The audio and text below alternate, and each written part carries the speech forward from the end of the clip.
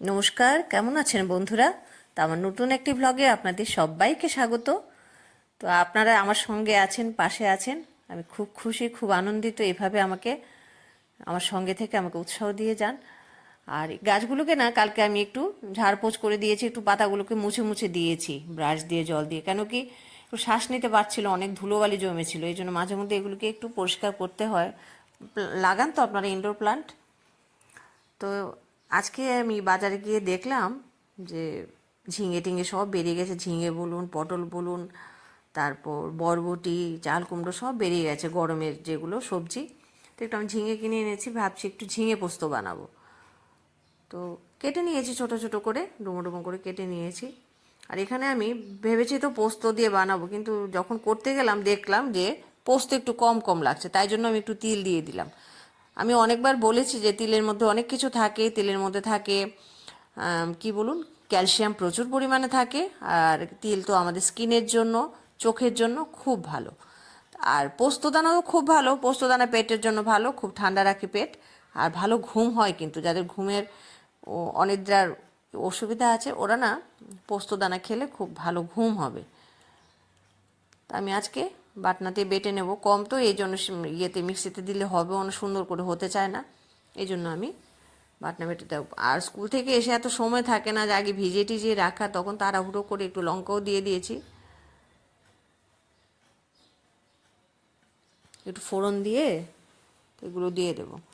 আমি তো সবসময় চেষ্টা করি মানে ঝাল যেন না হয়, কিন্তু আমার বন্ধুরা বলে আমার সবজি নাকি খুব ঝাল ঝাল হয়ে যায়। তা আমি চেষ্টা করি, চিনিও তো দিই আমি, তারপরও কেন যে ঝাল হয় ওই জানে সবজিগুলো। বাজারে লঙ্কাগুলো যদি ঝাল হয় আমি কি করব বলুন তো? আমি তো কম দিতে চেষ্টা করি। আর আমার ছেলে না এই সাদা সাদা ঝিঙে পোস্ত বলুন, আলু পোস্ত বলুন বা পনির, এগুলো না ওই সাদাটা পছন্দ করে না, বলে একটু হলুদ দিয়ে দিও, তাহলে রঙটা না সুন্দর হলেও খেতেই চায় না। বলে রং দেখলে যদি খেতে না ইচ্ছে করে, আমার ভালো লাগে না, ভালো লাগলে খেতে ইচ্ছে করে। তবে এটা ওর প্রিয় প্রিয় খাবার, এই জন্যই এনেছি, আমি পেয়েছি একদম নতুন নতুন নিয়ে এসেছি। একটু নুন দিয়ে দিচ্ছি,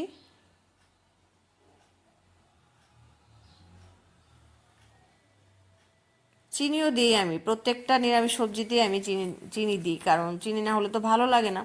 তারপরও কেন জানি একটু একটু ঝাল ঝাল হয়ে যায়। আসলে আজকাল বাজারের লঙ্কাগুলো ভীষণ দুষ্টু হয়ে গেছে, ভীষণ ঝাল এগুলো। এই জন্য আমার সবজিগুলোকে ঝাল করে দেয়, আর সবাই আমাকে ইয়ে করে, দোষ দেয়।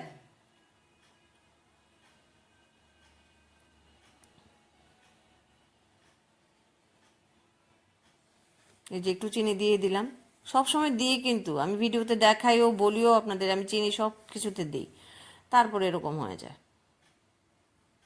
তখন নিজের ওপর নিজে রাগ উঠে যায় যে কেন যে ঝাল হয়ে গেল। তবু ছেলে আমার ঝাল খেতে পছন্দ করে না, যে তা না, পছন্দ করে। এই যে বেটে রেখেছি তিল আর পোস্ত, সেটা দিয়ে দেব। এটা দিয়ে আপনারা ঢ্যাঁড়স পোস্ত করতে পারেন,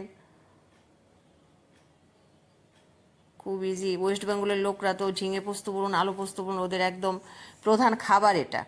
তো আমারও বেশ ছোটোবেলা থেকে মা নিরামিষ খেত বলে একটু ইয়েটা ধুয়ে জলটা দিয়ে দিলাম, যেটার মধ্যে পোস্ত বেটেছিলাম। নিরামিষ খেত বলে মা, তো আমাদের বাড়িতে ছোটোবেলা থেকে মানে পোস্তর খুব প্রচলন ছিল। তো পোস্ত দানাটা খেতে খেতে আমাদের বেশ মানে টেস্টি খাবারের মধ্যে এসে গেছে আর কি, এটা আমাদের খুব ভালো লাগার একটা খাবার।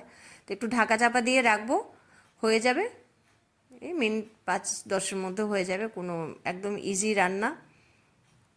আপনারা যদি আমার রান্না যদি ভালো লাগে বা আমার কথা শুনতে আপনাদের ইচ্ছে করে, তাহলে একটু সাবস্ক্রাইব করবেন, লাইক করবেন, কমেন্ট করবেন। ভালো না লাগলে করতে হবে না, যদি ভালো লাগে তবেই করবেন। হ্যাঁ, সবাই ভালো থাকবেন, সুস্থ থাকবেন, সবাইকে ভালো রাখবেন।